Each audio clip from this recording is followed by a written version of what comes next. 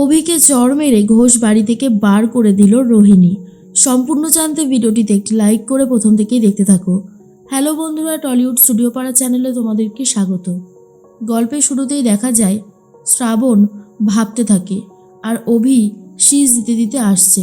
আর এই শীষ দেওয়াটা শ্রাবণের ভীষণ চেনা লাগে, কারণ শ্রাবণ খুব ভালো মতো জানতো এই শীষ দেওয়াটা একমাত্র কে করে। আর পারফিউমের গন্ধটাও বেশ চেনা চেনা লাগছে। শ্রাবণ আয়নার সামনে বসে বসে চুল আঁচড়াতে থাকে, আর অন্যদিকে অভি আসছিল। ঠিক সেই মুহূর্তেই অভির হাতে লেগে একটা বাটি পড়ে যায়। সেই বাটিটাকে তুলে নিজের জায়গায় রেখে দেয় অভি, আর তার মধ্যেই চলে এসেছে শ্রাবণের ঘরে। এর মধ্যেই দরজাটা আটকে দেয় আর বলে, বাহ শ্রাবণ, কি সুন্দর আয়োজন করেছো তুমি, কি দারুণ লাগছে দেখতে। আজকের রাতটা শুধু তোমার আর আমার, আর কেউ আমাদের কখনো ডিস্টার্ব করতে পারবে না। জানো তো শ্রাবণ, তোমার কাছে যেতাম আর তুমি যখন আমাকে বারবার করে দূরে সরিয়ে দিতে আমার খুব কষ্ট হতো, কারণ আমি তো তোমাকে ভালোবাসি। বলো, ভালোবাসার মানুষের থেকে দূরে যেতে কারই বা ভালো লাগে। আর ওই একটা মেয়ে রোহিণী সারাক্ষণ কানের ধারে ঘ্যান ঘ্যান ঘ্যান ঘ্যান করে যায়। ওই রকম মেয়েকে নিয়ে কি আর সংসার করা যায়? জাস্ট টিকে থাকতে হয়, তাই আছি। ওই রকম মেয়ে আমার কখনোই পছন্দ না। ও পারলে তো আমাকে দড়ি টড়ি দিয়ে ওর কাছে বেঁধে রেখে দেয়, যেন আমি একটা পেট, এছাড়া আর কিছুই না। একটা ডগ মনে করে আমাকে। উঠতে বললে উঠবো, বসতে বললে বসবো। শ্রাবণ, তুমি ওর থেকে অনেক ভালো। আমি তো এই জন্যই তোমাকে ভালোবেসেছি, কারণ তুমি আমার কাছে সব থেকে সেরা। তোমাকে আমি এত ভালোবাসায় ভরিয়ে দেব যে তুমি ভাবতেও পারছো না। তখনই ওখানে রয়েছে শ্রাবণ না, রোহিণী। রোহিণী বসে বসে চুল আঁচড়াতে থাকে। পেছন থেকে দেখে মনে হচ্ছে ওটা শ্রাবণ, কিন্তু না, ওটা শ্রাবণ না। শ্রাবণ চালাকি করে রোহিণীকে ওইখানে বসিয়ে দিয়ে গেছে, যাতে অভির সমস্ত কুকীর্তির কথা রোহিণী নিজের চোখে দেখতে পায়, নিজের কানে শুনতে পায়। এরপরেই অভি বলে, কি হলো শ্রাবণ, আমি এতগুলো কথা বললাম, তুমি একটা কথাও বলছো না।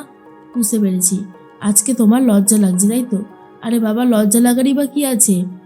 দেখো, তুমি তো কোনোদিন তোমার হাতটাও আমাকে টাচ করতে দাওনি। আমি তো তোমাকে ভালোবাসি। বলো, পাস্টে যা হয়েছে হয়েছে, ও সমস্ত ভেবে আর লাভ নেই। আমি কিন্তু এখন থেকে তোমার হাতটা আর ছাড়বো না, শক্ত করে ধরে রাখবো। দেখি তুমি কি করে ছাড়াতে পারো।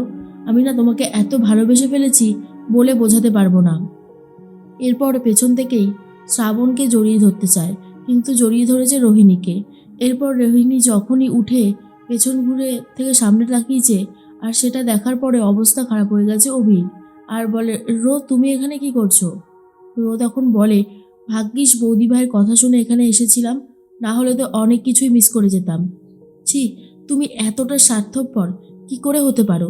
বলো, কি করে হতে পারো তুমি এতটা স্বার্থপর? তোমাকে আমি কম ভালোবাসা দিয়েছি? প্রত্যেকটা মুহূর্তে তোমাকে আমি অনেক ভালোবাসা দিয়েছি। বাড়ির সবার এগেনস্টে গিয়ে তোমাকে বিয়ে করেছি, সুখে শান্তিতে সংসার করতে চেয়েছিলাম, কিন্তু তুমি তুমি আমাকে মিথ্যের পর মিথ্যে বলে গেছো। কি করে পারলে অভি এটা করতে? বৌদিভাই আমাকে অনেকবার বলার চেষ্টা করেছিল, কিন্তু আমি বিশ্বাস করিনি সে সমস্ত কথা। তোমাকে বিশ্বাস করেছিলাম, ভেবেছিলাম তুমি ঠিক আর বাকি সবাই ভুল। সেই সমস্ত কিছু আজকে এক নিমেষে এইভাবে শেষ করে দিলে কেন? কি ক্ষতি করেছিলাম আমি তোমার, যে তুমি আমার ক্ষতি এভাবে করলে? বলো অভি, চুপ করে থেকো না। অভি তখন বলে, রো তোমার ভুল হচ্ছে কোথাও, আমার কথাটা একটু শোনো। কিন্তু রো কোনো কথা শুনতেই চায় না। এরপর ঠাস করে অভিকে এক চড় মারে আর বলে, অন্যায় তো তুমি করেছো, আর তার জন্য তোমাকে শাস্তি পেতে হবে। এর মধ্যেই চলে এসেছে শ্রাবণ আর বলে, কি ব্যাপার অভি, কেমন লাগলো চমকটা? নিশ্চয়ই খুব ভালো লেগেছে। রোহিণীকে অনেক আগেই সাবধান করেছিলাম, কিন্তু রোহিণী সাবধান হয়নি, তাই আজকে ওকে এই দিনটা দেখতে হচ্ছে। আর তুমি যে অন্যায়গুলো করেছো, এবারে তার শাস্তি তুমি পাবে। তখনই অভি বলে, শ্রাবণ, আমি তোমাকে ছাড়বো না। তুমি আমার সাথে এত বড় অন্যায় করতে পারো না। শ্রাবণ তখন বলে, আমি কি করতে পারি আর কি পারি না সেটা নিশ্চয়ই তুমি বলে দেবে না। এরপর অভিকে মারতে মারতে নিয়ে যায় নিচে। তখনই চাবুক দিয়ে মারতে থাকে শ্রাবণ। এরপর ওম এসে চাবুকটা ধরে নেয় আর বলে, কি হয়েছেটা কি এখানে, এত ঝামেলা কিসের রোহিণী? তখনই রোহিণী বলে, আর বলিস না দাদাভাই, বৌদিভাই আমাকে বারবার করে সাবধান করেছিল এই ছেলেটার থেকে, কিন্তু আমি সাবধান হইনি। আজকে তার মজা হাড়ে হাড়ে টের পাচ্ছি। আমাকে মিথ্যে বলেছে জানিস, ও আসলে বৌদিভাইকে ভালোবাসে, আর বৌদিভাইকে মিথ্যে কথা বলেছিল সব কিছু থেকে। আমাকে বিয়ে করেছে, আমার সাথে সুখে শান্তিতে সংসার করতে চায় না, আমি নাকি ঘ্যান ঘ্যান করি। তুই ভাব এটা আমার জন্য কতটা একটা কষ্টকর ব্যাপার। আমি ওকে ছাড়বো না, কিছুতেই না। অভি বলে কোথাও একটা ভুল হচ্ছে, তুমি আমার কথাটা শোনো। কিন্তু রোহিণী কোনো কথা শুনতে চাই না আর বলে একটাও আউফাও কথা বলবে না। আমি তোমাকে জাস্ট সহ্য করতে পারছি না, বিশ্বাস করো। চলে যাও, চলে যাও, চলে যাও, আমার সামনে থেকে অনেক দূরে চলে যাও। আমি তোমার মুখও দেখতে চাই না। আর কথাটা শুনে মৃত্তিকা তখন বলে, রোহিণী বেটা, তোমার কোথাও ভুল হচ্ছে। এতটা ভুল তুমি করতে পারো না। শ্রাবণের কথার উপর ভিত্তি করে তুমি অভি বেটাকে শাস্তি দিতে পারো না। রোহিণী বলে, আমি বৌদিভাইয়ের কথার উপর ভিত্তি করিনি নতুন মা, আমি বৌদিভাইয়ের জায়গাতেই ছিলাম। আর অভি যেই কথাগুলো মন থেকে বলেছে সেগুলো আমার কানে স্পষ্টভাবে এসেছে। আমি কোনো কিছু না বুঝে শুনে আর রিয়াক্ট করছি না, যেটা দেখেছি সেটার উপর বেস করেই রিয়াক্ট করছি। তখনই অভি বলে, পুরোটাই ভুল, পুরোটাই মিথ্যে। আর তখনই শ্রাবণ বলে, তাই নাকি? শোনো, তুমি এখান থেকে চলে যাও। এরপরে অভি বলে, তুমি দাদুর কথাটা শোনোনি? ঘোষ পরিবারের সবাইকে এক সূত্রে বেঁধে রাখতে বলেছে, আর তুমি আমাকে এই বাড়ি থেকে তাড়িয়ে দিতে চাইছো? তখনই শ্রাবণ বলে, দাদু জানে দুষ্টু গরুর থেকে শূন্য গোয়াল অনেক ভালো, আর তুমি চলে গেলে দাদুর কোনো মন খারাপ হবে না। তুমি একজন ক্রিমিনাল, একজন কিডন্যাপার। কথাটা শোনার পরে ওম চমকে যায় আর বলে, কি বলছো শ্রাবণ?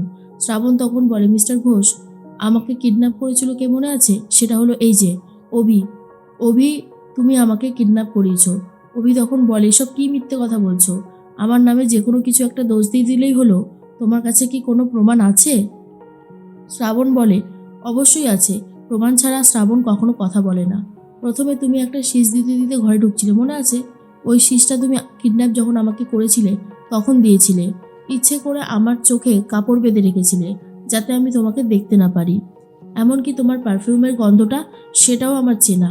এরপরেও আর কিছু বাকি থাকে? এরপরে মৃত্তিকা বলে মনে মনে, যাক, তাহলে যেটা ভেবেছিলাম সেটাই হলো। এই অভি শ্রাবণকে কিডন্যাপ করিয়েছে। এরপর মৃত্তিকা বলে, শ্রাবণ, তাহলে আমার ওপর শুধু শুধু দোষটা দিয়েছিলে, মনে আছে তো? যাক, এই অপবাদের থেকে অন্তত বাঁচলাম। শ্রাবণ তখন বলে, হ্যাঁ নতুন মা, আমার মনে আছে আমি আপনাকে দোষ দিয়েছিলাম, তার জন্য সরি।